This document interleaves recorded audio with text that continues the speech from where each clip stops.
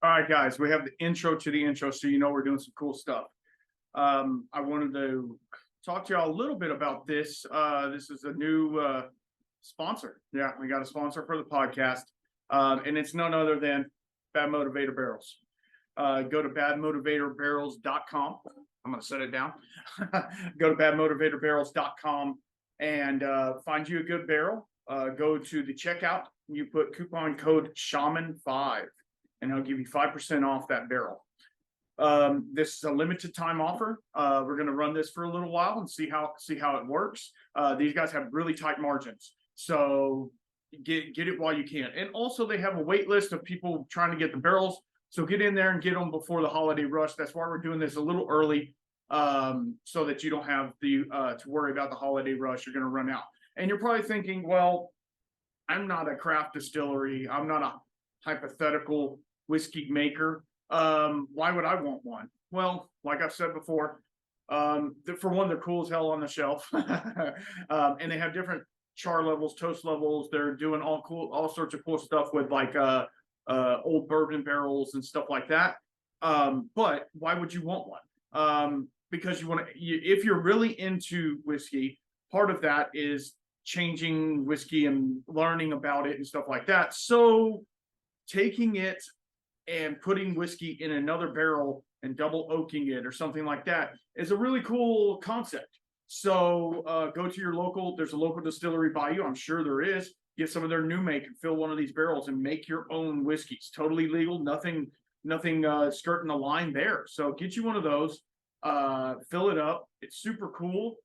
Yeah, it takes a little time and effort and stuff like that. But if you're really into whiskey and you want to nerd out on it, that's the best way to do it. So again, go to badmotivatorbarrels.com at checkout. Make sure you put Shaman5 because you get 5% off that barrel. And I cannot thank Chris over at Badmo enough for taking a chance and sponsoring us. And I really appreciate that. And I appreciate all the listeners. And y'all have fun, be safe, and also stay tuned. The podcast is coming. It's a banger. I'm going to tell you right now, this podcast is going to be a banger. So until next time, keep your spirits up, guys. All right, welcome back, guys. So today we got something a little special for you, and I hope you guys enjoy it because I enjoy this particular person myself, not physically. That's kind of weird, but today we have Kyle with Crowded Barrel, and he is their brewer / distiller. And we're going to get into a little bit about more what that means. But Kyle, if you want to tell everybody, if you want them to follow you or find you, where they can find you, and a little bit about yourself. Well, you can pretty much find me at work at Crowded Barrel. I usually don't use social media for followers. I just use it to keep track of other distilleries and breweries. I just use it as I'm a lurker on social media, pretty much. And that's totally fine. That's totally fine. There's the ones that post everything they do all day long, and then there's the others that are like, hey, I see what you're doing over there, so I totally understand it. So give us a little background on kind of what got you. Obviously, like I said, you're the brewer / distiller at Crowded Barrel. Kind of give us a little background on what got you into that.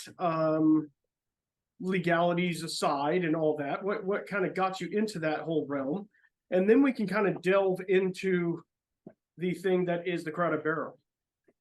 I'd say it probably all started when a friend of mine got a Mr. Beer homebrew kit for Christmas, and we did it together. It turned out awful, but then I had a little bit more interested about making beer, so I looked into it, and I found stuff online. Saw some cool stuff, and I found homebrew shops, and I went and talked to those guys, and that started my almost 15 years now homebrew journey, and just making beer usually a couple times a month one type a month on average for 15 years.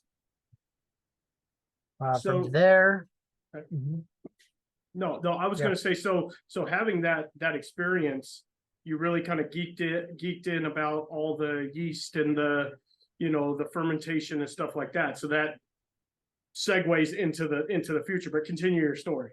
Sorry. Yeah. So yeah, I was never really someone that cooked. I never really liked making meals, but when I got into home brewing, it's kind of similar, but Mhm. I loved it so much more. And I discovered there's different equipment, different gadgets, different things you can DIY. So I got to geek out on just being able to build stuff or test stuff, experiment with stuff. Then I decided I kind of wanted to get more into whiskey. I kind of knew liked whiskey. I think the first thing that kind of opened my brain up was Woodford Reserve Double Oak. Mhm. And that was like kind of the first, wow, this is kind of special. A couple of years later, I got bored and just typed in whiskey reviews, whiskey something on YouTube. And guess what I found? The Whiskey Tribe, the whiskey malts. Yeah. And I think I landed right around like the first episode of Whiskey Tribe, when it was called Whiskey Biscuits. Oh yeah. Yep. That got me hooked on geeking out on just whiskey on its own. Yeah. And then when COVID hit, there was less to do on the weekends. Mhm. And that homebrew beer I was making kind of sat in the kegerator longer because there was no one to drink it except for Yep. me. So I looked up distilling. I'm like, you know what? I'm kind of already halfway there. What would it take if I kind of played around with that?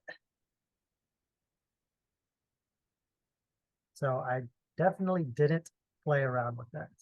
Right. Right. I didn't Oh. get any equipment. I didn't make, if I were to do something, I would make a bourbon. I was looking at, a lot of people will make moonshine, and I wasn't really interested in the moonshine. I wasn't really interested in just maximum ABV. Thought, Right. what would it take to go quality over quantity? So I figured if I were going to do anything, gotta go bourbon. Mhm. And then I discovered someone sells new charred oak 5-gallon barrels. Thought, oh, that would be a cool thing to use. Hypothetically, of course. Yeah. Yeah. Yeah.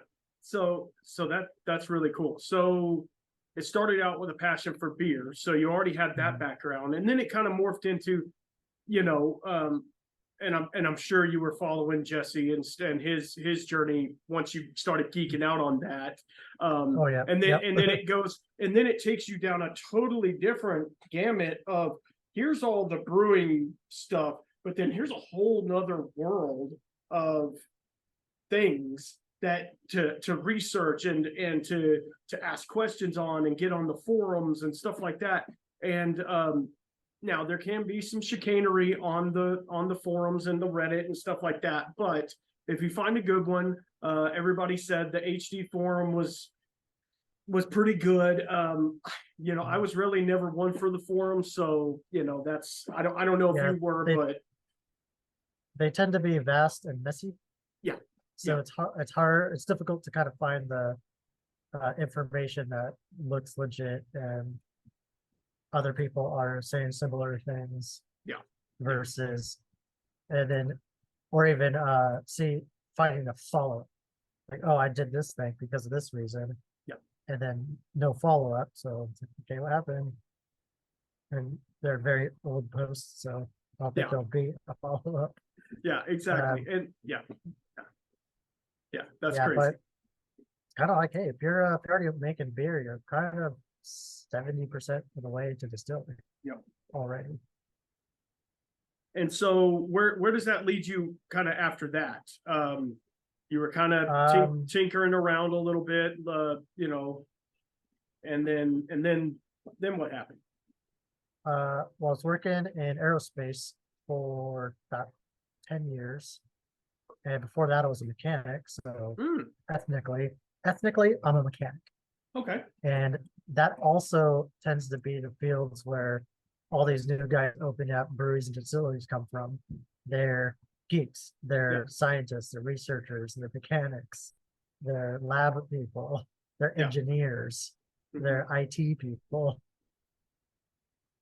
Yeah. So I guess I was one of them that kind of joined up when everyone else did and that's kind of what I think that's part of what made the discovery and homebrewing so interesting, is because these same people were also geeking out and showing off their cool builds, their cool setups.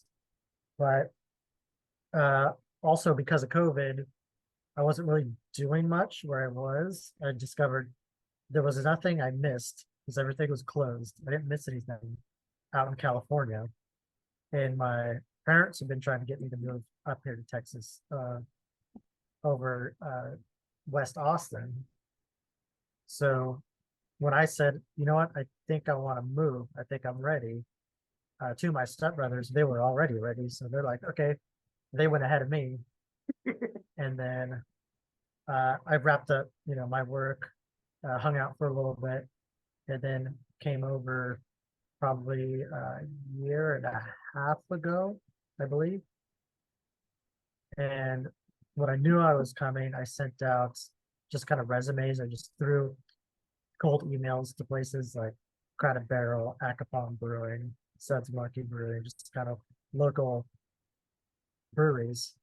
Because I knew before I had to get a real job, I have a chance to at least try working in the industry that I've been geeking out on for so long and just see how I like it. So a couple weeks after I got here, I got I met Rex somewhere. We ended up at the same event, and I talked to him there, and someone else that Rex and I know mutually, I had helped him out, so I got kind of a props from him to Rex, so that helped my name. Yeah. So I think Rex then gave my name to Daniel, and I got a call from Daniel, Okay. and went and did an interview. And a lot of that is just ending up where I am now. I think timing was one of the biggest things, Yeah. because Peter, who was running the still at that time, he was going to a new, very, very high paying job. Yes. So he was going, and they needed someone, and I just happened to show up at the right time. Yeah. And kind of meet the right people at the right time. And that got me in to the distillery, helping Peter out. And then from there, I said, okay, I know you kind of wanted someone to be a brewer so you could start making recipes from scratch. Mhm. So I started building up the tiny brewing system, like this little 50 to 20 gallon brewing system, so that could be distilled in our smaller still. Right. Got that up and running. And then from there, more stuff started showing up, more stuff started changing. The Crowded Barrel. Yeah. The new brewing equipment showed up. More people showed up, more projects showed up, more barrels, more finishing barrels, more stuff to bottle, and it just kind of grew from there a little over a year ago, and Wow. it's growing still. It's still Absolutely. getting bigger. Yeah. I mean, and so for the listeners that don't know, Crowded Barrel is a very unique distillery in that it is 100% crowdsourced. I say 100%. Obviously, the crowd is not making the actual product, but everything that goes into making the product is from the Patreon of the Whiskey Tribe. So explain that a little bit to our listeners so they can kind of understand it, because you probably know a little bit more of it than I do. I mean, obviously I do click on what I like on there, but that's about all I do. Yeah. So the Patreon started up while it was pretty much just Whiskey Tribe videos. And as soon as they started a Patreon, I joined it. And then they started talking about, or just doing, they do their wacky episodes on Whiskey Tribe every week. But then it just kind of came up like, oh, wouldn't it be cool if we kind of did our own stuff, if we did our own bottling? And that kind of turned into, okay, what if we had a distillery? It's like, hey, if there's this money from Patreon, what if we do something that they might want to do? They might want to see us do, instead of just sitting on it and that money does nothing. Like, let's build something maybe. And they built the Fang and Feather. And it's kind of cool to see that go from trees and dirt to a slab to a building to a tiny distillery and tasting room. Yeah. And that money just kind of got them going. They're able to buy barrels and then put out the Eleanor series. And everyone just wanted more of that. There was enough people that said, yeah, give me that. Yeah. So those small batches were gone very quickly. Those were claimed up. Yeah. Then like that was a little bit more revenue. So that combined with Patreon, they said, okay, let's actually, we think we could do it for real. And that's my understanding. It's like, hey, let's do it for real. Let's build a full-size distillery. Everyone vote where should we buy our equipment from? Who should we buy it from? Once they picked Abe, okay, what setup is it going to be? So Patreon picked the setup. And then once that was bought, there was a fundraiser. That was the Royal Bastard bottle. Mhm. And that was, okay, this bottle is a little bit extra money, but this is going to pay to get all that expensive equipment actually connected and running. So that's been running, making things that are coming in the next maybe 2 years at minimum, because there's stuff in barrels and they're not ready yet. They're less than 2 years old. Right. And continuing to do recipes that were also designed by Patreon, like the single mom. We're still making single mom. Where the bomb recipe is the bourbon of Magnificent Bastard. Part of that was made on that Abe still. It came from Balcones as low lines, and then all the spirit runs were done on the Abe. Those got put in the barrels. And then they did that Phoenix release, which was redistilled 15-year-old whiskey. I came in, I believe, at the tail end of that, where Peter was just finished up. So he was able to say he did the entire run of that Phoenix redistilled light whiskey. And then with him, I started making unpeated single malt, which is sitting in barrels, and then kind of moving on from there. We're hopefully, when we get the brewing system hooked up, we'll actually be making everything in-house instead of picking it up from Acapon. Because a lot of that's based on their schedule. Yeah. They can only brew so much for us because they have their own busy schedule. Right, They gotta right. Yeah, keep they got it beer. on- They got beer on today, their they can't- system. Yeah. But when we get our brewing system hooked up, then we can kind of go as much as we want and get our stuff in barrels faster. The stuff that was designed by Patreons, even the new Whiskey Quest stuff, where we recently designed Patreon designed an Irish whiskey. Oh yeah. And they designed a new weird malty, very malty whiskey that is I'm currently brewing now, and I don't even have parts yet for it. I don't have spirit yet to taste, but soon I will this month, and then we can taste that. If we like it, if Patreon likes our tasting notes and they want to move forward with it, then that'll be another thing to make on our brewing equipment, and that can be in-house. That is so crazy how, and I mean, those of you who don't know, the Crown and Barrel, it's a very small distillery area, and it started out just as the tasting room and the little distillery in the back. They were using what, like a 25 gallon still.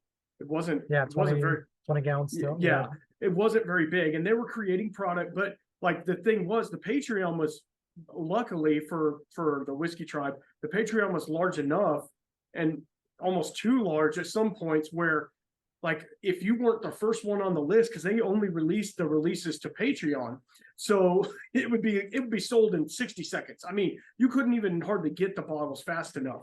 And so now that you guys are able to, in the very, very near future, and you already are, upscaling everything to where you're able to fill more barrels, you're able to get more barrels aging, it's just going to make it easier for you to get a product out, maybe not on the shelves, because that would require almost 24/7 work, but at least have enough in the tasting room where you can sell bottles to random people who walk in. So that's pretty cool. Yeah, definitely not on the shelves, but more releases more often and stuff that actually makes it to public, so Right. that it could actually be mentioned on a Tribe episode, and then people in the public could go buy it Yeah. a week after all the patrons get their chance to buy Yeah. it. Yeah. It is such a crazy community, really. I mean, I say crazy, not well, okay, it's freaking crazy, but but like it's such a crazy community because like the people are so into it to like to I can't even imagine. Like I know of people, I've been a Tribe member since the beginning as well, and like I know people that come from other countries and they bring suitcases that they fill, and I mean they're probably getting 20, 30 bottles that they've ordered over the last year or whatever, and they're just picking up all their Patreon orders and stuff like that. It is so crazy the amount of people that are, I hate to say ride or die for Crowded Barrel. Like they are just like, we don't care what you're making. Like literally you could literally just throw some crap in a jar and we take it. I mean, that's kind of how they are. But like Well, we got Daniel to make sure that doesn't happen. Well, that's true. That's true. Yeah, Daniel is a stickler about flavors and stuff like that. But also like y'all do a lot of crazy. I mean, obviously with having that group there, y'all do a lot of crazy experiments as well. Some call them meme spirits or whatever you want to call them. But like, is there anything on there? And I know that I'm probably shooting myself in the foot by saying this. Is there anything that y'all did a test batch of that is actually you're wanting to larger scale it? Like what did you do? Oh crap, the Oreos or the whatever y'all tried to distill. Is there any of those that are potentially going to be upscaled because they were actually pretty good? They looked in the possibility that they submitted the recipe for Oreos to TTV, and apparently they had meetings about it because they said, what is this? We don't know how to treat this. But stuff like that could be a real mess. Yes, yeah. Legality wise, for sure. Yeah. Yeah. And if we weren't busy producing, Patreon recipes or trying to get product that we could distill from other sources, then yeah, we might do some of the weird stuff, the Oreo stuff, but a lot of that will distill stuff tends to be not very cost prohibitive because you're buying a finished and sold product to then ferment and distill. So the cost to do those things would be extremely high. I mean, maybe it'd be cool if we could get, a couple totes worth of Capri Sun, and ferment that. That'd be fun. That would be fun. But versus opening thousands and thousands of individual packs. Yeah. Now y'all recently did the Assassin's Mead, which I recently, it was probably what, a year ago or more. Anyway, but it was. Yeah, I think it was 2 years ago. Was it 2 years ago? Good Lord. Yeah, maybe more. I got to try it in the distillery and I bought a bottle of it and still haven't opened it. Because, I just get things and I'm like, hey, this is cool. Like the Alliance series. Like I went through the Alliance series and, just kind of kept them and, like I don't actually drink through them. I don't know why, but yeah, like do all these cool things that what they're doing is they're for one, like you said, you're not the master distiller. You're still learning through the process on this, as well as everybody else in the Patreon. So like getting all of these different flavored things, which are weird and potentially dangerous, especially the sour cream and onion Pringles. That was just weird. Anyway, but like, but it's also giving you good markers for like what this flavor carryover is and like all of those things. And how do you feel like that has how like has it helped your brewing and distilling career, if you want to call it a career? Has it helped that, or has it hindered it in a way to where you're like, I don't even know what the hell I'm tasting anymore? Oh yeah, like you said, it definitely helps to see what kind of stuff carries over, what kind of things actually have oils and spices to it that do make it through that distillation product. A lot of stuff kind of ends up more just tasting like bad sugar wash. Yeah. Just, but there are some things that have a huge impact, like the peppermint candies. That peppermint oil came all the way through. Yeah. So Yeah. oily stuff, oily, I guess I kind of want to call it essential oil stuff. Yeah. It carries over, and it makes something kind of really interesting. So since you have all, or you're getting all the brewing equipment hooked up, what has there been talk of doing a beer as well? Well, our brewing equipment doesn't include a boil kettle, Oh, which we would need to absolutely. pasteurize it and Absolutely. isomerize our hops and get the bitterness. Yeah. Okay. But if we did, that'd be much further in the future. Right. But it'd probably be maybe on something like a 20-gallon system, Right. where maybe we could produce a few kegs a quarter. Yeah. And that could be on tap at one of the other buildings that we have. Right. Right. Because I know y'all are, and I'm guessing this is linked to Crowded Barrel. You're doing a pretty big expansion as well, and like where the Welcome Center was. Yeah, where it's going to have expansion. yeah. Mhm. Yeah, they're going to do like a big bar and everything. Oh, that's tied to the Crowded Barrel, correct? Yes. Okay. So yeah, they're going to have like a big bar and all that kind of stuff over there. So that's going to be really cool. So the expansion, and also you're clearing out a bunch of room for more connexes to put barrels in too. Is that correct?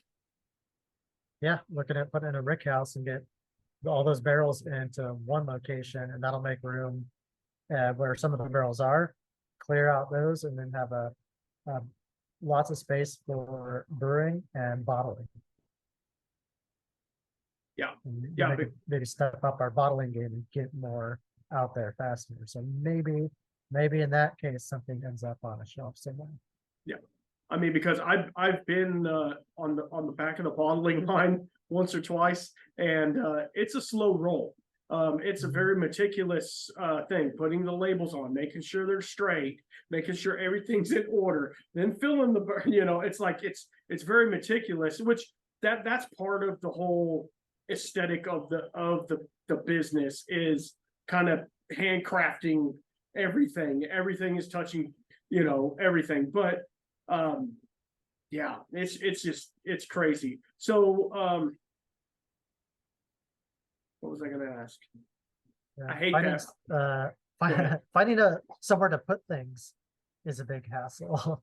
Yeah. So that's why getting barrels in a different spot, getting equipment moved to a better spot, that means you're not running into things that you need to move, and you have to move them several times just so you could actually work and do bottling, do barrel dumps. Yeah, it's pretty bad when you got to move all this crap out of the way just to set up this one thing to do that, and then move it all back. Yeah, I mean but it's also one of those things. Those are the kind of the growing pains of a business. Mhm. You just kind of deal with it and move on. So I'll ask you this: what of the projects that you've done so far, which one was your favorite as of right now? Favorite project? It was kind of fun to get faints from Balcones. Yeah. So that's pretty much their leftovers from Spirit Run. We got a wheated bourbon and their rye. Wow. And we got a few totes of their faints, and I was able to put that back in the still, squeeze a little bit more hearts out of it, and actually fill a few barrels with that stuff. And that rye made the distillery smell like red velvet cake. Man, that's pretty awesome. That's probably one of my favorite distillations. Yeah. That's and if those of y'all who don't know, Balcones is a major distillery here in Texas, and they're doing some really cool things, and they're I mean, they're everywhere. They're all over the world. I saw people saw them in Scotland and all kinds of places. So, but yeah, the fact that y'all can get their low wines, which to them is basically scraps. They're not really going to use them. They might you do a Queen's run later with them or something, but you know, they're not really using them that much. So the fact that they gave them to y'all to where you could do something with them, that's pretty cool. And that's one of the cool things about especially the Texas whiskey scene, is everybody's really cool about helping each other out. Because you were talking about, you know, the first single malt was a peated malt, and y'all were getting the malt from Andalusia, correct? Yeah, we would drop off, you know, half the malt for that brew day over in Andalusia. They'd smoke it, and then all that malt would get dropped off at Acapon. They would brew it. Then we got to take that 125 gallons over to Crowded Barrel and start distilling it. And we're still doing that. But Well, actually, but we're smoking it in-house now. yeah, I was fixing to say that. Now you have your own smoke shack, which is pretty cool. If you guys ever get to Crowded Barrel, you need to go look at the smoke shack. You'll know if it's smoking for sure, because it'll smoke up the whole place. Yeah, But yeah, that shed is permanent smell though. Yeah. If you just walk into that shed a month after we smoked, your clothes will smell like peat smoke. Yeah. And so have you thought about smoking, you know, because Andalusia does their striker, which is like a wood smoked. Have y'all ever thought about doing a different type of smoke profile on, you know, like a specific run of single malt, do maybe a hardwood smoked or a, you know, whatever, not cedar, but like something like that. Yeah, we'll definitely do another run with wood smoke. As soon as still kind of dialing in the shed because I want to get more shelving in there. So right now I could only fit 3 bags of grain, which would be half of the brew. Yeah. But I'd like to fit in a lot more bags so I can smoke more on one day and have a few batches worth. Right. And kind of get maybe even a different smoker just to make that smoking a lot more efficient. Mm-hmm. And I'm also worried about Irish peat right now. So I've read that they're shutting down the bogs harvesting. So we ordered, I found a website that had a really good price on the Irish peat bricks. So I ordered a bunch of it just so at least to make sure we have enough to get through a decent run of the Irish peat single malt. Right. Because that's part of the whole reason to have Irish peat is the Irish peat. And I've heard of that too. And you know, I know there's a lot of US grown peat as well. I don't know the profile on it as if it's as peated as even the Irish, which Irish peat is a fairly light peat compared to say a Scottish peat. Have you looked into any of that? Well, I talked to Moose about smoking. I went over to Andalusia, get some information about smoking process. And he's actually playing around with Dakota peat. And he says that peat is kind of more like, I believe, a Freud peat. Oh, wow. Which I'm like, hey, Hey, I would do that. That looks nice. Yeah, but it comes in a dirt powder form. Okay. So I gotta figure out if I could have it made into maybe pellets or compressed bricks so that I could slow burn it. Yeah. But that would be cool to try. Yeah, you don't just throw dirt on the fire and expect it to smoke. That's not really how it works. Burn up real quick. Yeah, exactly. So yeah, I remember Moose saying that about that peat, and he made some barrels with it. So I'm excited to see what the Revenant Oak in probably 3 years or 2 years is like. And that's the crazy thing. Like you have to deal with what you have in front of you. Like if you can't get the peat, oh crap, now what? I mean, do you call it something else? I mean, it's the same thing, we're just using a different peat. I mean, it makes it really difficult to maintain consistency when you can't maintain consistency, because I don't know about grains and stuff like that, where you guys are getting your grains from. But I've heard of other people saying it's hard for them to get grains from the same source. So they're having to source it from different places. So is that something y'all are having an issue with as well? Yeah.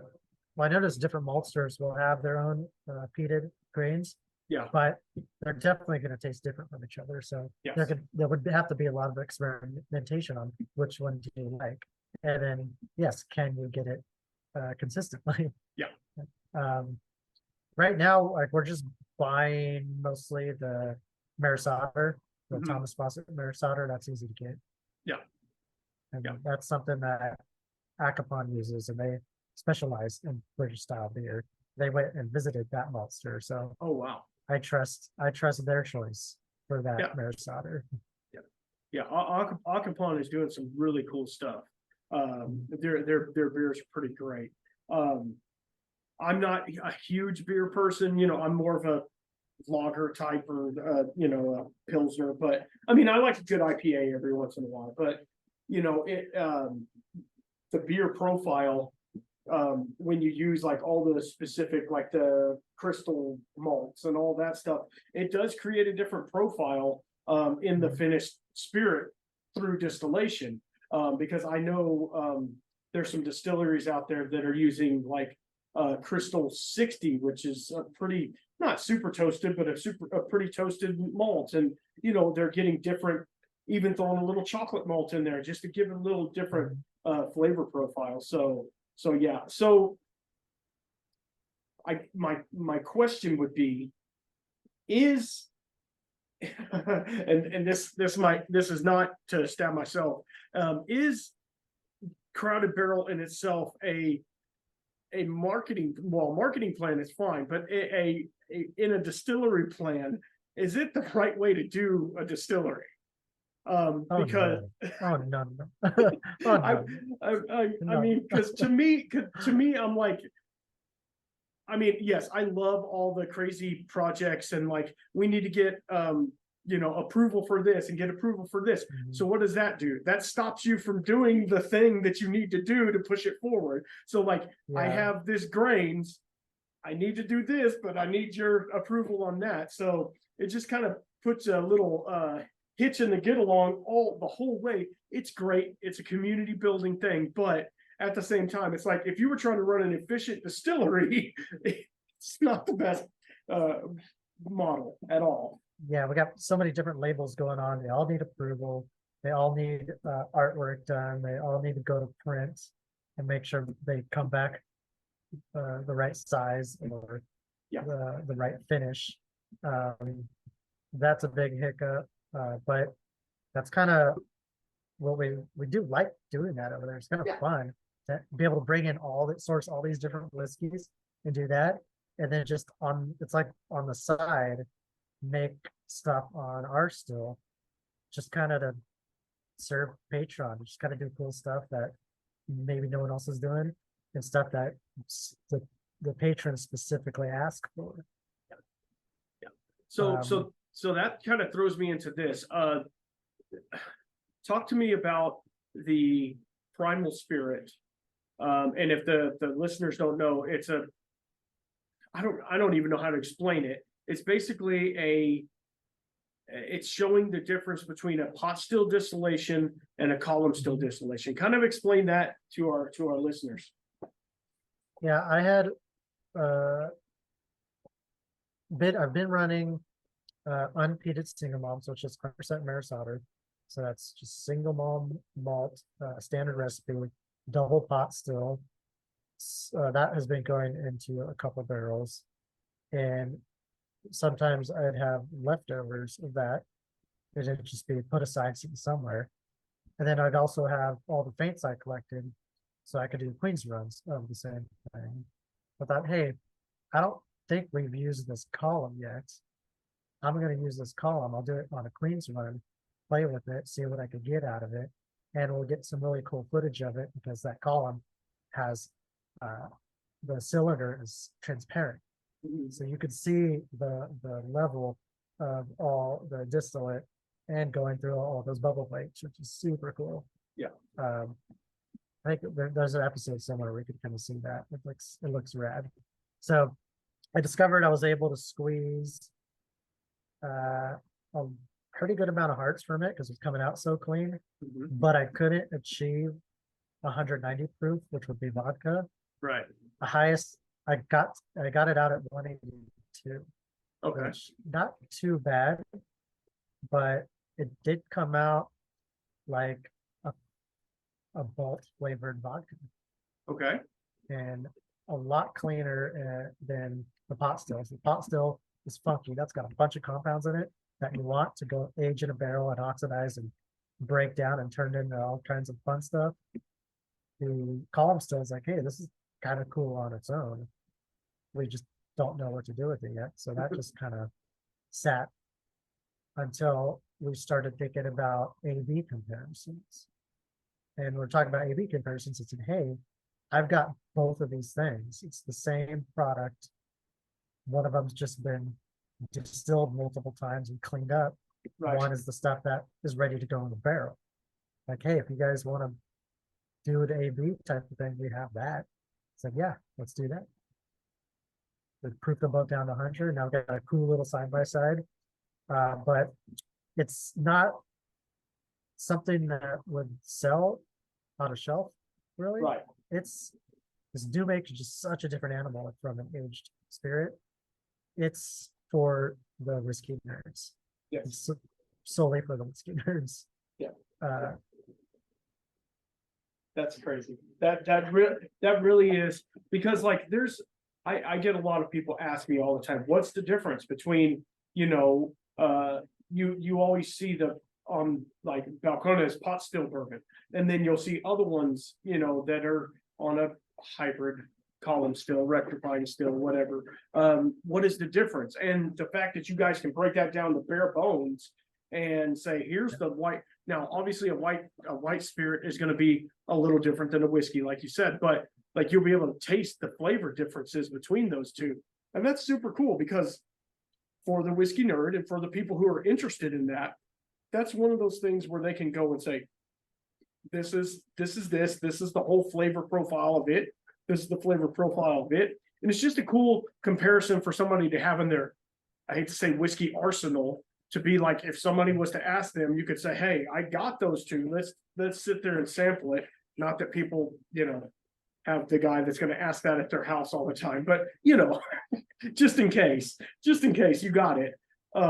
So yeah, that to me, that one was super cool, because it just showcased that, because you can make a column still whiskey and it's good. I mean, a lot of the bourbons are made like that, so, and it's good, but yeah, there's something about pot still making it sticky and funky and all that stuff. It's a totally different animal. So yeah, that project was super cool.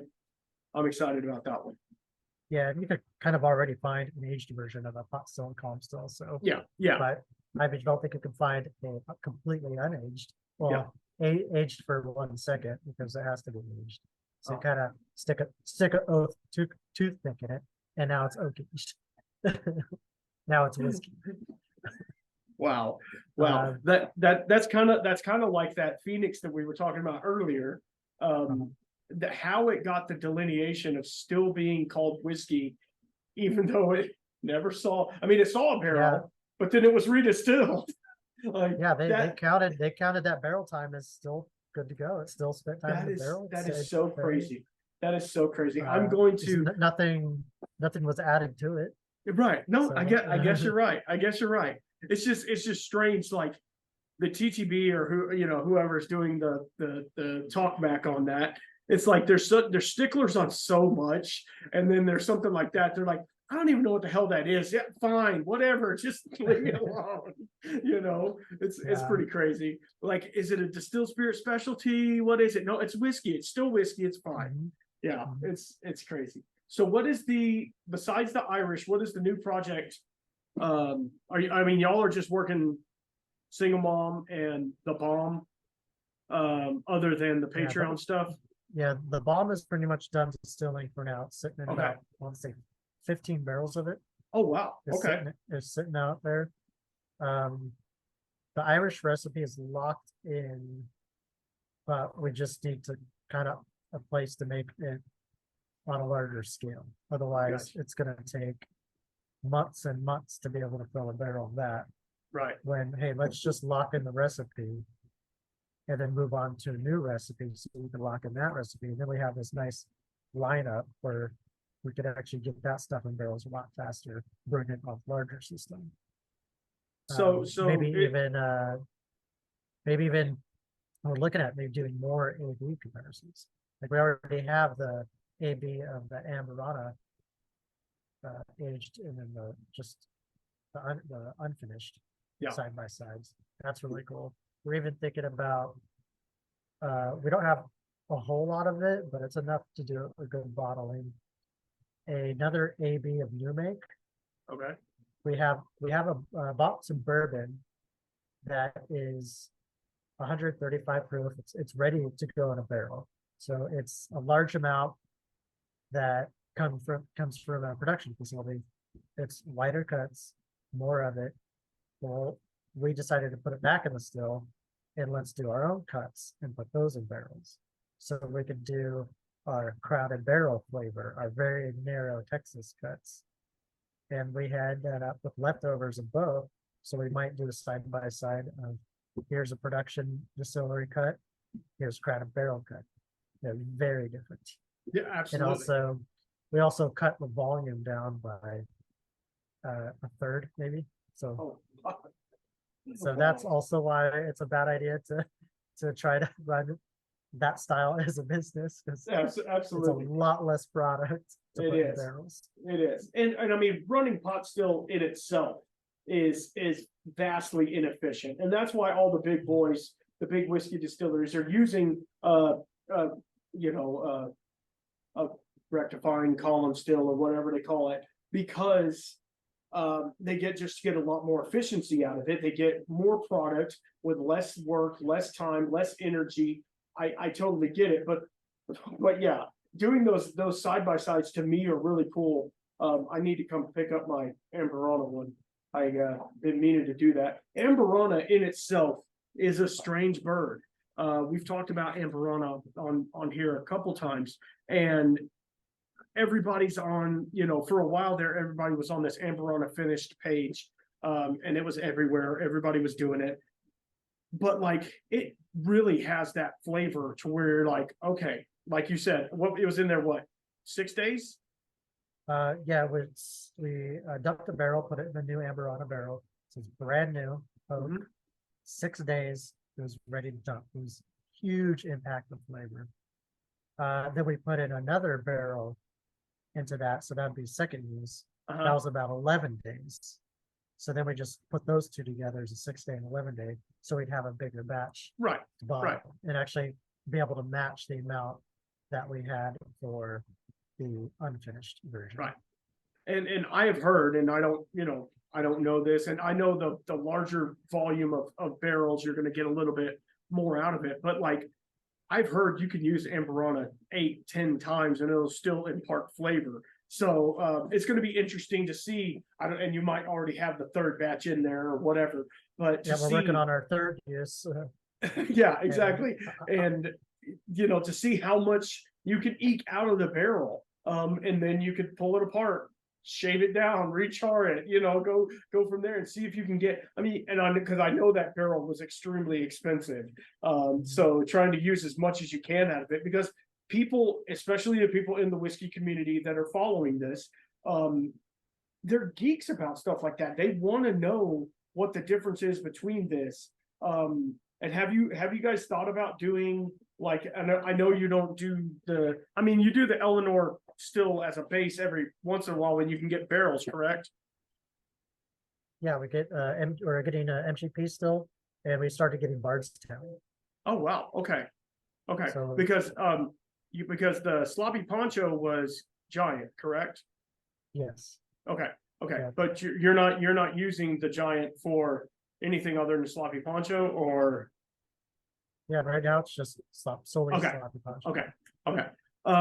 So yeah, it'd be cool, like, to see kind of at that similar thing to get like a port wine finished or a sherry finished, and just to kind of, you could comparison until you're blue in the face, you know what I mean? And that was the cool thing about the first releases of Eleanor before they went to batches, is they were like, this one is a stout barrel finish, this one is wine finished, because the whiskey kind of sucked and then we had to put it in the wine. But anyway, and this one is, all these different finishing barrels and all these unique barrels that are just totally, normally bourbon in each barrel, you have 10-12% difference in each barrel. But some of these barrels and I'm looking up there because there's the first three when it was the old dimple bottles. The first three of them are up there. And those to me, especially that Rex's barrel or whatever you want to call it, that one was magical.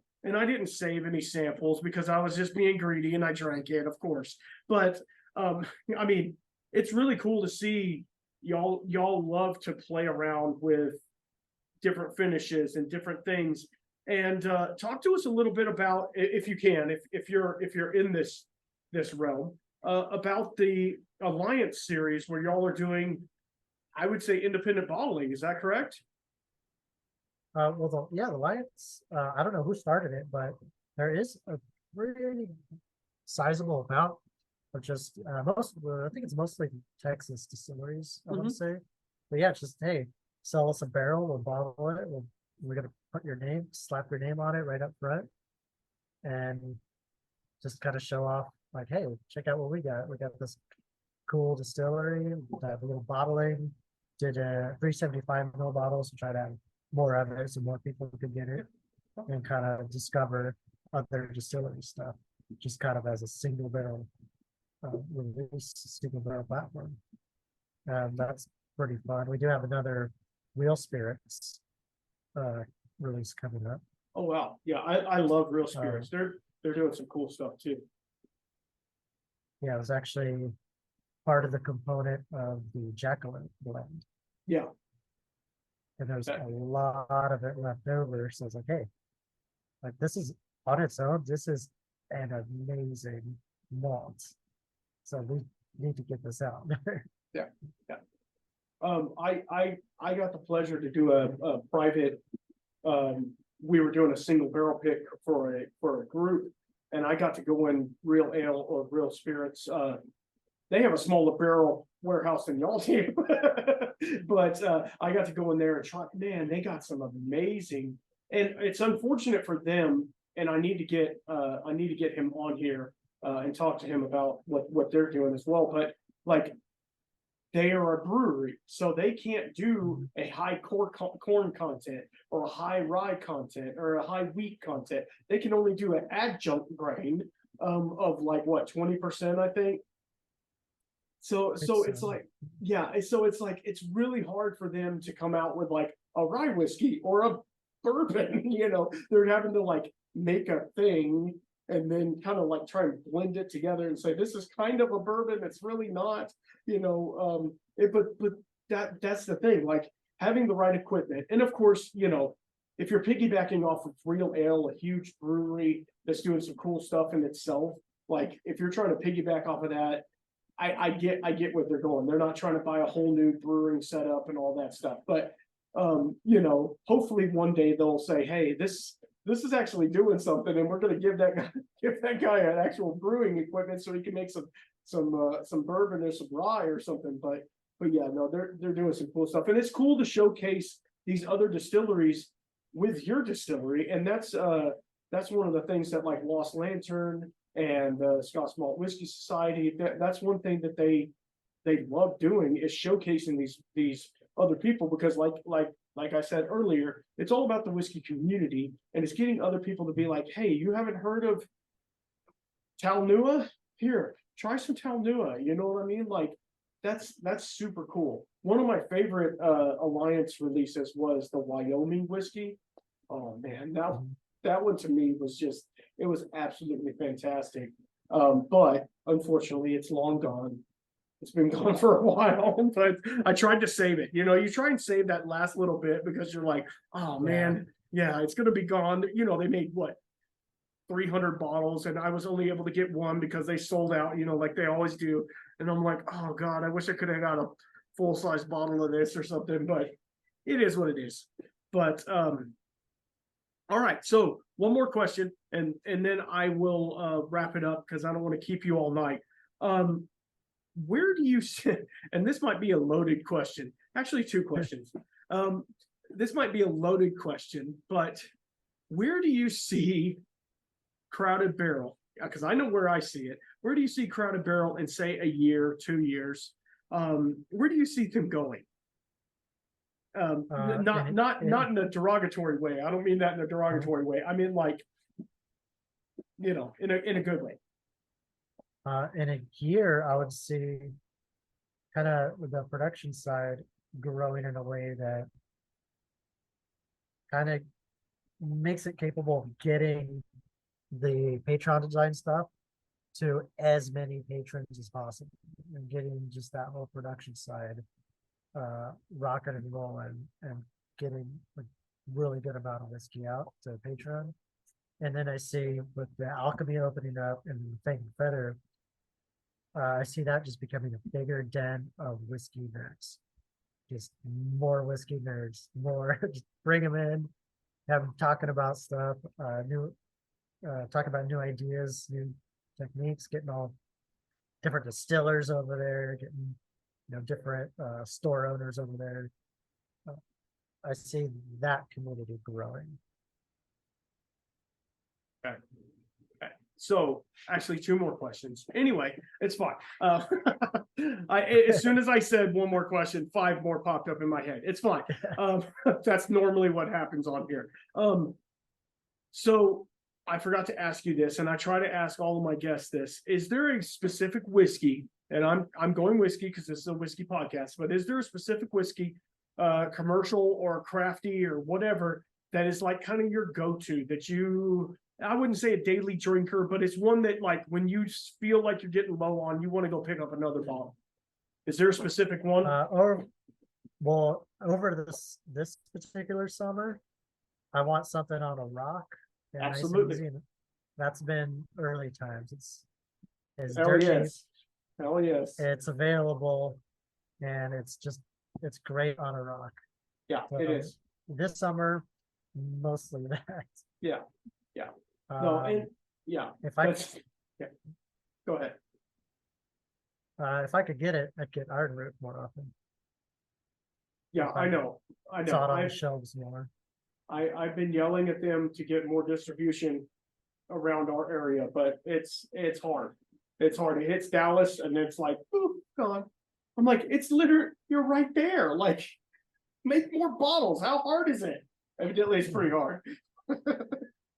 But okay, second question. What was it? God dang it. See, I started talking and I forgot what I was going to say. Do you enjoy the progression that it has made thus far, being where you're at in the distillery and in the distilled spirits world? Is this a path that you're like, this is my jam right here? Yeah, I'm constantly learning a new story, constantly finding new and easier better ways to do things, especially when it comes to cleaning. I really love to find more efficient ways of cleaning. Yeah.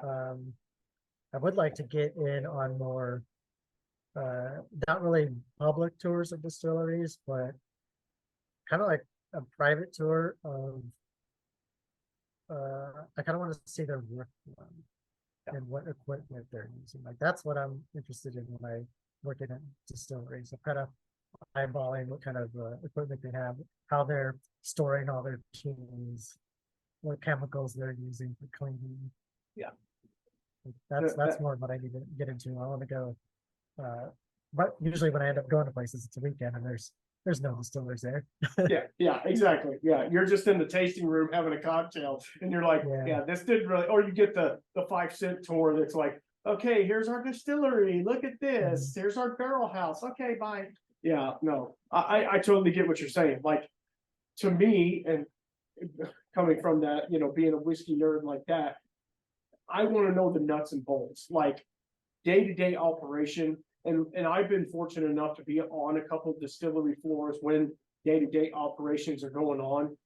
it's not as pretty as you think it would be. You know, it's a mess. There's hoses leaking everywhere. There's people are cussing and throwing stuff, and there's mash leaking all over the floor. I'm talking to you, Moose. I know. It's always, I've always meant to clean that, but I just get sidetracked because there's all this other stuff that needs to be done. Exactly. And so I was recently working at a local distillery here in town. They make gin and vodka and stuff, and it's fine, you know, if you're into stuff like that, it's fine. I mean, I love a good gin, but you know, it's not whiskey. Anyway, and I was talking to the owner / distiller, and he was like, man, the thing is, like, I start doing something, and then I'm like, oh, I got to clean this. Oh, I got to run the still. Oh, I said, so you need more help? He goes, no, but the thing is, like, I have to do all these things because I can't trust anybody to do it. So have they, this caveats to my question, have they decided to give you a still hand or anything like that? Or is Daniel coming in? Andrew's there helping me out Andrew, a lot. Andrew, yes. Yeah, Andrew, he's a new hire. He's doing most of the labeling because we got this cool little labeling machine. He's doing bottling. He's helping me with the still. He's helping me move barrels. He's helping bartending. So he's all over the place. He's available to do everything. Yeah. But I know what the guy was talking about. Like, oh, I got to do this, but I got to do this.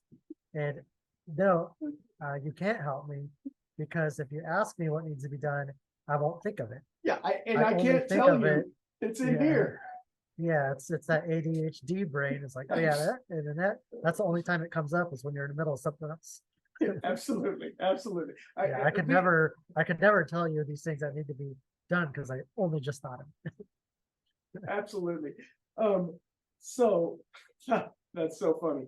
That's so funny because that's how I am at work too. I'm like, I got to do this, and this, and all of my customers, they're like, why don't you have a helper? Why don't you have somebody to help you? I'm like, because they can't get in here. There's no way they could get in there. I can tell them they're gonna understand what I'm saying because I'm saying it in a way that they don't even get it. So like, I totally get where you're coming from.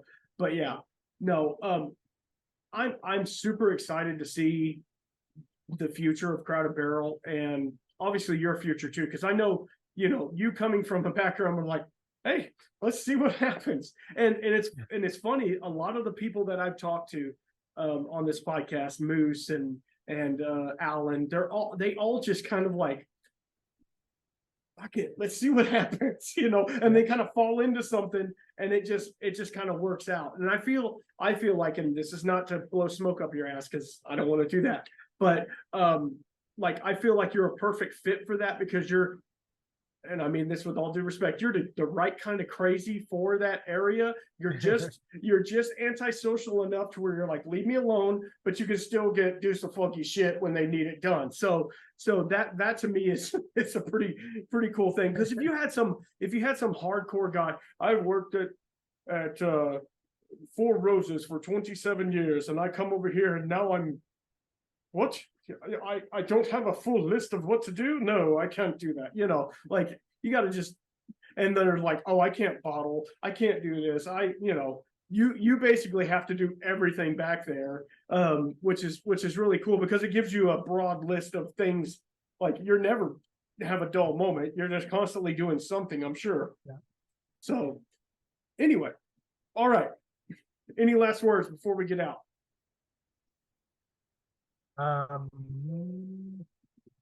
Go learn how to homebrew. Go find someone that homebrews and ask if they could hang out. Check out the hobby. It's an awesome hobby. Absolutely. And there's tons of support for it. And there's definitely more YouTube content about homebrewing than there is about distilling. Yes. And yes, there is. endless amount of information.